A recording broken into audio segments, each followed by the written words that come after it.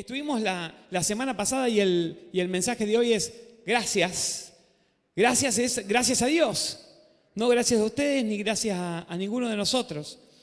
Y dice el texto que teníamos esta semana, el jueves, dice, den gracias en todo, porque esta es la voluntad de Dios para ustedes en Cristo Jesús. Y voy a invitarlo a que hagamos una oración. Vamos a orar juntos y vamos a pedirle a Dios que nos hable, que nos diga, que te enseñe.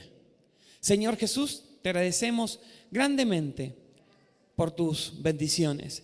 Te agradecemos, Señor, grandemente por esta oportunidad que nos das de adorarte y de poder decirte gracias.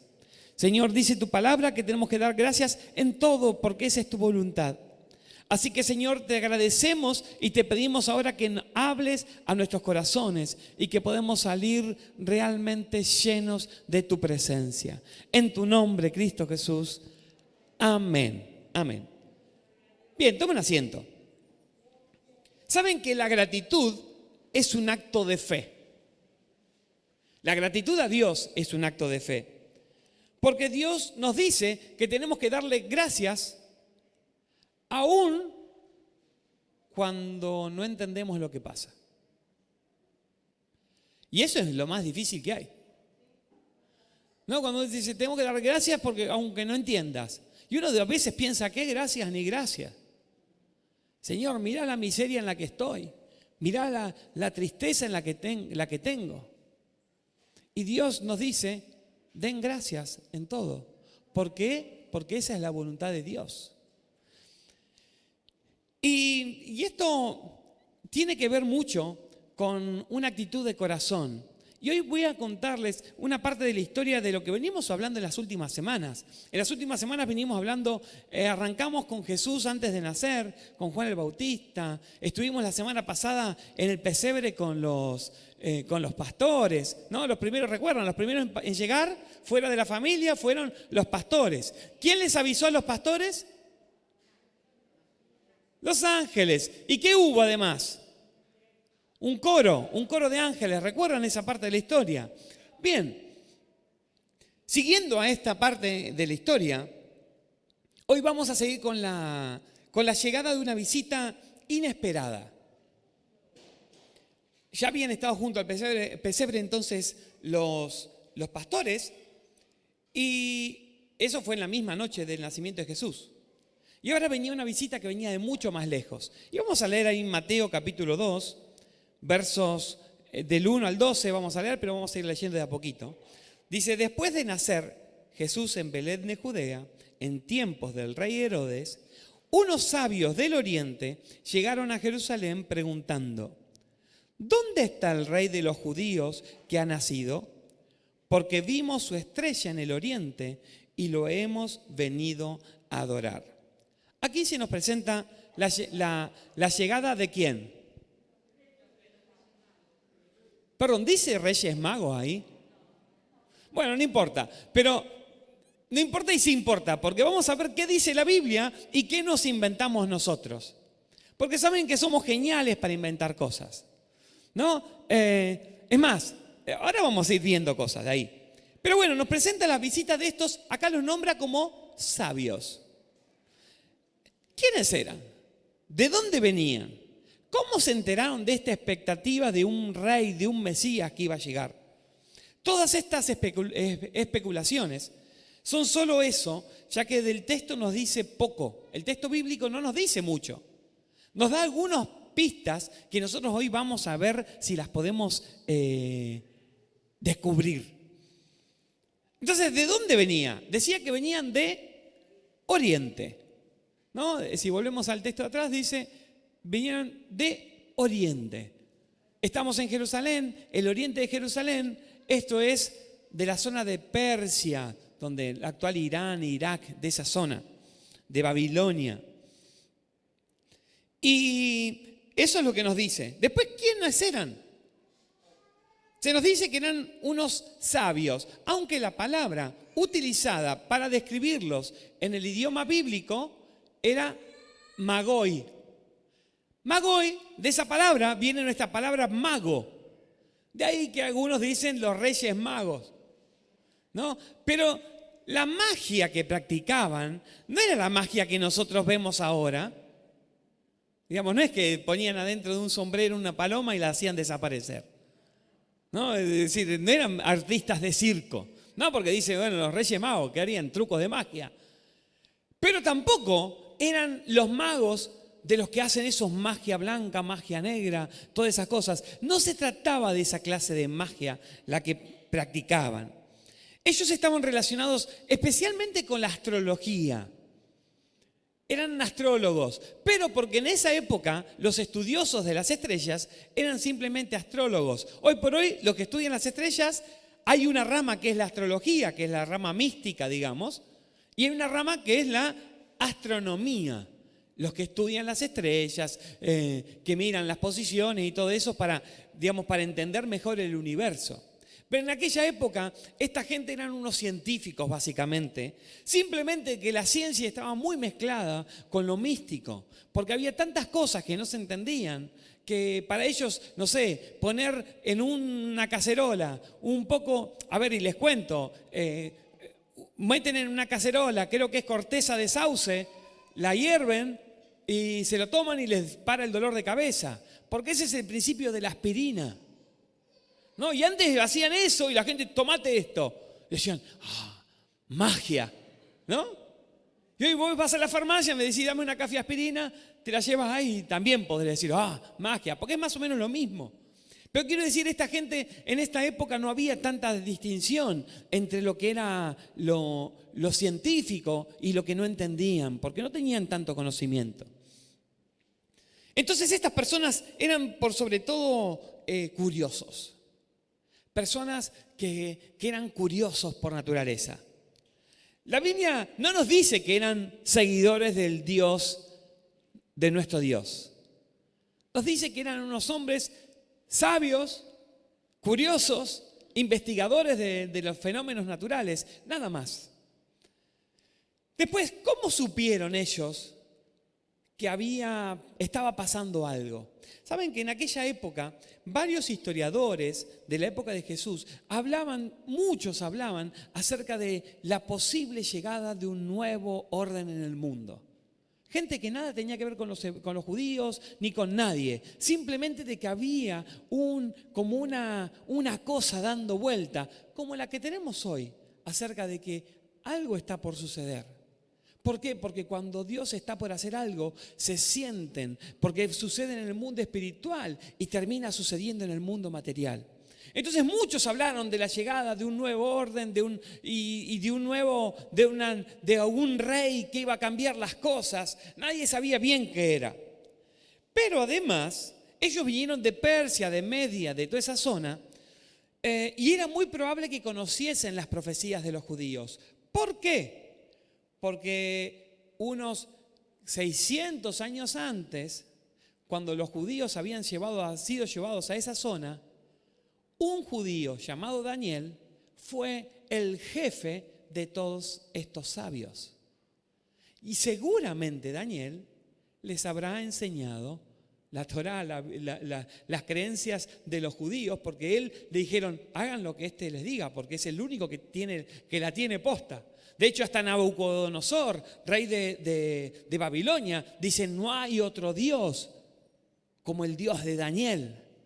¿No? Y cuando Ciro, el rey Ciro, también se encuentra con Daniel y el rey Darío, todos ellos, todos reconocieron a Jehová, a nuestro Dios, como el Dios de dioses. Entonces, es probable que entre estos sabios hubiese algunos seguidores del Dios de los hebreos. Podría haber algunos prosélitos también. Y entre otras cosas, ellos también podrían tener esos escritos antiguos donde hablaban acerca de que un día nacería un Mesías, un enviado, un rey. Entonces, por eso es que esta gente podría llegar a saber. Así que podría ser que conociesen las escrituras y que sabían qué es lo que se veía. Por otro lado, ¿qué vieron? Dice que ellos vieron una estrella. Y muchos científicos y gente ha intentado explicar qué estrella, qué era la conjunción de Júpiter y Saturno, que justo en esos años estuvieron juntos, entonces había una luz muy brillante. No lo sé. Y la verdad que no me importa. Porque si Dios quiso hacer aparecer para ese momento, en esas circunstancias, una estrella, y esa estrella estaba encendida y prendida y alumbrando hacia abajo en Belén, la verdad que no me importa, porque es lo que Dios quiere hacer. Y no necesito una explicación científica para eso. Suficiente explicación tengo con todo este contexto. ¿Y por qué les cuento yo todo el contexto de las historias? Es porque entendemos mejor lo que estamos leyendo. Porque tenemos que entender bien lo que estamos leyendo. Y si Dios quiere hacer algo sobrenatural, es Dios. ¿Acaso el Salmo 19.1 nos dice: los cielos cuentan la gloria de Dios y el firmamento anuncia la obra de sus manos? ¿Ok? Los cielos cuentan la gloria de Dios. Y tranquilamente podría haber pasado algo así. Siguiendo con la historia, versículo 3 dice: cuando lo oyó el rey Herodes, se turbó y toda Jerusalén con él. Entonces el rey unió a todos los principales sacerdotes y escribas del pueblo y averiguó de ellos dónde había de nacer el Cristo. Y ellos le dijeron: en Belén de Judea, porque así está escrito por el profeta: y tú, Belén, tierra de Judá, de ningún modo eres la más pequeña entre los príncipes de Judá, porque de ti saldrá un gobernante que pastoreará a mi pueblo Israel. Entonces Herodes llamó a los sabios en secreto y de ellos determinó el tiempo exacto en que habían aparecido la estrella.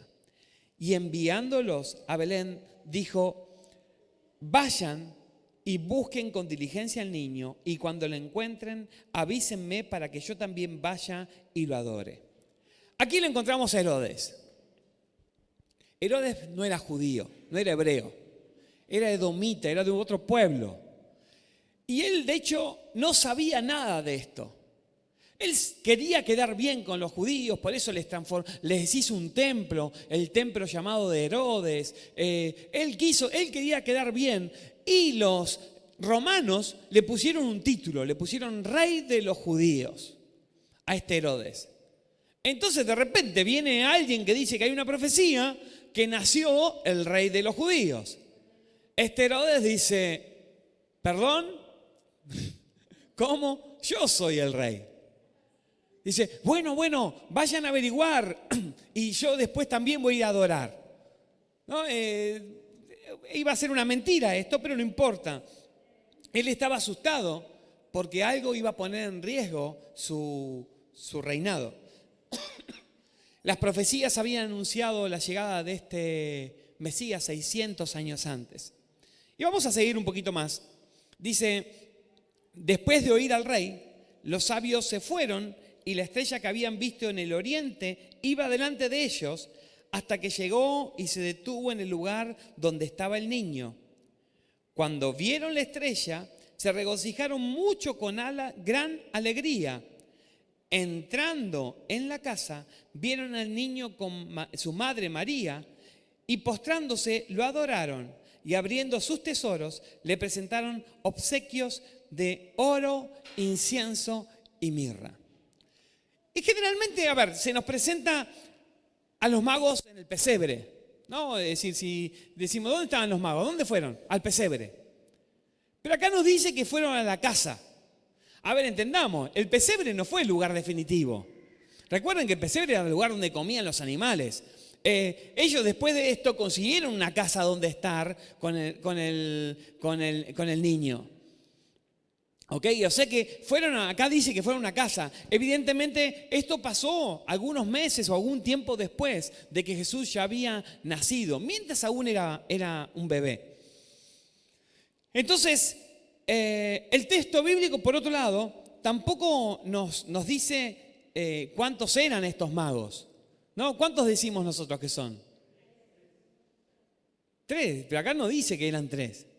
Acá dice que trajeron 3 regalos. Entonces por ahí a lo mejor viene la idea de que eran 3. Y menos nos dice que se llaman Melchor, Gaspar y Baltasar. Eso, olvídate, no lo vas a encontrar en ninguna versión de la Biblia. Eso es fruto de lo popular, ¿no? Digamos, eso que no está ni bien ni mal, simplemente es un mito, hay una historia para contar. Tampoco dice que uno era barbudo, que otro era lampiño y que otro era negro. No, eso tampoco es del texto bíblico. Bien, pero sí nos dice las cosas importantes. ¿Y a qué vinieron estos hombres? ¿A qué? A adorar. Y saben que la palabra adorar significa literalmente postrarse hacia.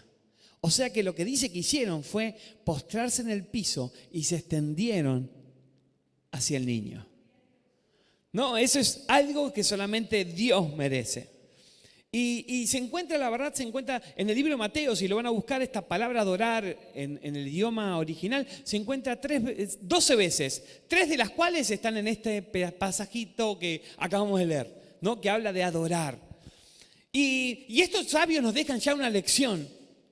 A ver, vinieron desde lejos, en un viaje peligroso, cansador, costoso y todo, ¿para qué? Para adorar a Jesús. Y a veces nos pasa a nosotros que, ay no, con este calor. Yo sé que en la iglesia hay aire acondicionado, pero con este calor no. O con este frío. O tengo mucho sueño. ¿Saben la cantidad de personas que se pierden bendiciones simplemente por el hecho de decir, no, hoy estoy muy cansado? ¿Saben la cantidad de gente que ha recibido grandes bendiciones? Yo siempre lo contaba a mi abuelo, pero mi abuelo para congregarse, para ir a bautizarse, ellos caminaban 25 kilómetros del lugar donde estaban. ¿No? Y en medio de un clima inhóspito, con nieve y con todo eso, lo contaba siempre. Los que lo conocieron saben que lo contaba siempre. Y nosotros que estamos cerquita, que estamos a un colectivo de distancia, a 2 colectivos, estamos siempre buscando las excusas. Y estos sabios nos están mostrando de que para adorar al Rey de Reyes no hay excusas. Si querés adorar a tu Señor, tenés que ir a como sea. Por eso yo los felicito a ustedes que han venido a adorar al Rey. Estos hombres sabían muy poquito de Jesús. No sabían nada. Eran extranjeros, no conocían la palabra. Simplemente sabían que había un rey y era el rey más importante. Y decidieron con una idea, ir a visitarlo con una idea concreta, adorarlo. Qué fantástico cuando las personas que no conocen a Dios empiezan a adorarlo y dicen, no sé quién es, pero quiero conocerte. Y lo primero que hacen es llegar y adorarlo. Y fíjense, adoraron a Jesús, no a su mamá. ¿Ok? Adoraron al niño, adoraron a Jesús, no a su madre. La menciona la madre, pero el que merece toda adoración es nuestro Señor Jesucristo. Y le trajeron regalos. ¿Qué regalos dice? ¿Qué le trajeron? Ahí están bien pintaditos de otro color. Oro, incienso y mirra. Eran regalos sumamente apropiados para un rey. Eran regalos que eran sumamente apropiados para un rey. Tiene un simbolismo, por otro lado, estos regalos que armoniza perfectamente con la vida de Jesucristo. El oro es un regalo para un rey. El oro es un regalo, el rey de los metales para el rey de los hombres, ¿no? Es decir, el mejor regalo para un rey es un regalo en oro. Jesús nació para ser rey y no de un reino por la fuerza, sino de un reino de amor, un reino que su trono no era un trono físico, sino que su trono terminó siendo una cruz. Ese es el tipo de reino que venía. Pero no obstante, recordar que es un rey nos pone las cosas en perspectiva. Porque hay muchas personas que se olvidan de quién es Dios, se olvidan de quién es Jesús y quieren tratarlo como un empleado. Y Dios no es tu empleado, Dios no es el service que vas cuando necesitas algo. Dios es el creador del universo. Miren, hay una historia que leí que contaban de que un almirante inglés, el almirante Nelson, es muy conocido, es un héroe de los ingleses. Él peleó en la época de Napoleón, digamos, peleó contra Napoleón. Y este almirante Nelson dice que era muy conocido por ser muy feroz en las batallas, pero una vez que obtenía la victoria, era realmente bueno con sus vencidos. Nunca maltrataba a un prisionero. Él decía, ya vencí, ya logré el objetivo, no tengo por qué seguir estando en guerra, ya terminó. Y eso es lo que hace a la gente grande, ¿no? Lo que hace a la gente que tiene principios, está haciendo su trabajo y cuando termina, terminó. Y sabiendo esto, él había vencido en una de sus batallas, venció a un barco francés. Y el capitán del barco francés, sabiendo de que este almirante tenía como beneplácitos, era como una persona buena con los que había vencido, llegó al barco y caminó confiadamente hacia el almirante y le extendió la mano para saludarlo. Y el almirante le dice, espere, dice, primero su espada, después su mano. ¿No? Como poniendo las cosas en su lugar. Yo te vencí, primero te rendís y después te doy mi mano. Y con Jesucristo muchas veces tenemos que entender esto. Primero nos rendimos ante Él y luego Él dice, acérquense confiadamente al trono de la gracia de Dios y hallarán oportuno socorro. Entonces Dios te está diciendo, rendite a mí. Y después yo te voy a levantar, pero no vengas con esa actitud de querer decir, ¿qué? Che, Dios. Digo, ¿no? Porque hay algunos que se acercan a Dios así, como diciendo, hey, Dios. Y Dios te dice, pará, primero tu espada, después mi mano. ¿No? Y a mí me pareció tan interesante esto, porque a veces olvidamos quién es Dios. Y Él recibió regalos dignos de un rey humano, siendo un rey celestial. Entonces, ese es el primer símbolo del regalo, de los regalos que recibió. El segundo regalo que recibió es incienso. Ese era el regalo para un sacerdote. ¿Recuerdan hace un par de semanas atrás cuando hablábamos de la función del padre de Juan el Bautista? Que él era sacerdote y que él llevaba el incienso. Y que el incienso, ¿qué simbolizaba? ¿Para qué se usaba? A ver si se acuerdan. ¿Como símbolo de qué? Alguno lo dijo bien por ahí en el fondo. De las oraciones. En las oraciones que subían. El aroma que subía. Lo dicen con miedo, como diciendo, si lo sabe, diga. Total, mientras no diga cualquier cosa. Pero sí, era símbolo de las oraciones. El incienso, el aroma es el símbolo de las oraciones que suben. Dice en el libro de Apocalipsis, cuando habla de las oraciones de los santos. Y dice que en un momento un ángel agrega más incienso sobre las oraciones para que sean contestadas de una vez. Porque dice como que se van llenando y en un momento se llena y es ahí donde Dios responde. No sé por qué funciona así, pero así es como funciona la oración. Tenés que insistir hasta llenar esa copa con tu oración. Y ahí está el regalo del incienso. Era el regalo para un sacerdote. ¿Por qué? Porque ¿saben que en el latín la palabra sacerdote, para usar para sacerdote, se usa pontifex? Ustedes lo habrán visto porque al Papa le dicen pontifex. De hecho, en la cuenta de Twitter creo que es así. Pontífice. ¿Sabe qué es eso? Puente. Puente. El sacerdote es un puente. Y Jesús vino a ser el sacerdote definitivo, el puente definitivo. Porque no hay ningún mediador que sea humano. La Biblia nos dice que no hay ningún mediador dado a los hombres que no sea Jesucristo. Este es Jesucristo, el hombre que vino. Ese es nuestro mediador, ese es nuestro puente. Y si querés llegar a Dios, necesitas pasar por el puente de Jesucristo. No tenés ninguna otra posibilidad. Hacé lo que quieras, buscalo donde quieras. Pero Jesucristo dijo, yo soy el camino, la verdad y la vida. Nadie viene al Padre si no es por mí.